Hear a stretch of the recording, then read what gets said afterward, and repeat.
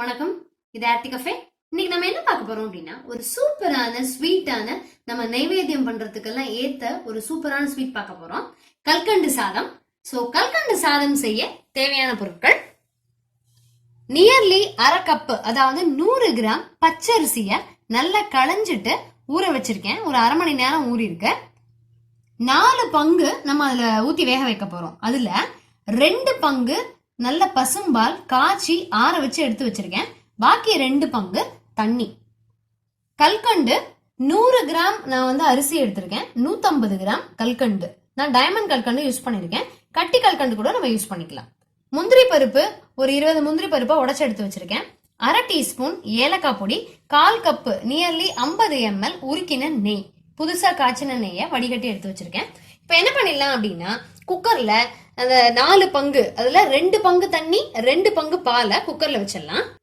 100 gram பச்சரிசி, ஊறின பச்சரிசிய தண்ணிய சுத்தமா வடிச்சு எடுத்து வச்சுட்டேன். குக்கர்ல 200 ml பால், 200 ml தண்ணி நல்லா கொதிச்சிருச்சு. இப்ப சிம்ல வச்சுட்டு இந்த அரிசியை இதுல போட்டுடலாம். போட்டுட்டு குக்கரை மூடிடுவோம். சிம்ல குக்கர் இருக்கணும். நியர்லி ஒரு 15 நிமிஷம் சவுண்ட் வந்தாலும் நம்ம அந்த கால்குலேட் பண்ணிக்க வேண்டியதுல 15 நிமிஷம் சிம்லயே வச்சு ஆஃப் பண்ணிடலாம். அப்புறம் தானாவே ப்ரெஷர் போகணும். கொஞ்சம் குக்கர் உயர போக்குல இருந்தது அப்படின்னா நல்லா இருக்கும். ஏன்னா பால் பொங்காம இருக்கும் அப்பதான். ஸோ அதனால நான் கொஞ்சம் உயர போக்கு குக்கர் தான் எடுத்திருக்கேன். அதை க்ளோஸ் பண்ணிடலாம். சிம்லயே 15 மினிட்ஸ் இருக்கட்டும்.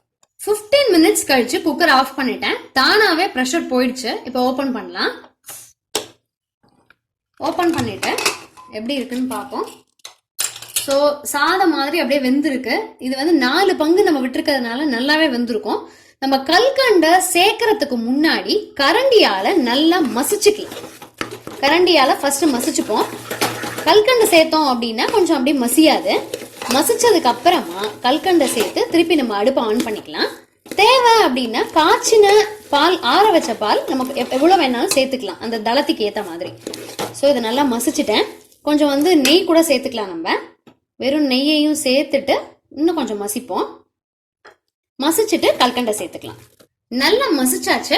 டைமண்ட் கல்கண்டை இப்ப நான் சேர்த்துறேன். சேர்த்துட்டு இதை நம்ம அடுப்பை ஆன் பண்ணிடலாம். கல்கண்டு அப்படியே லைட்டா உருக ஆரம்பிக்கும்.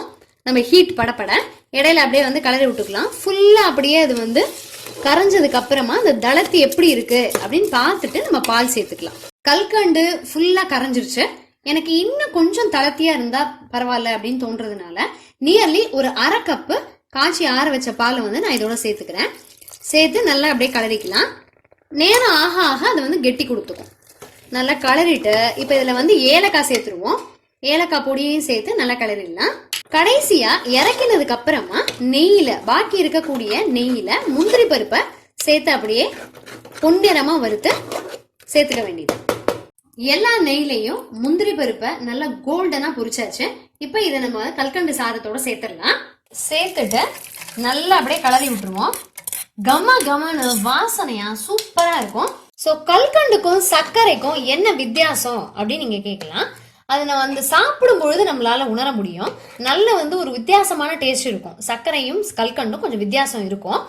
செம டேஸ்டியான சூப்பரான கல்கண்டு சாதம் ஃபென்டாஸ்டிக்கா ரெடி ஆயிடுச்சு. இன்னும் ஒரு அருமையான வீடியோவை சந்திக்கலாம். தேங்க்யூ.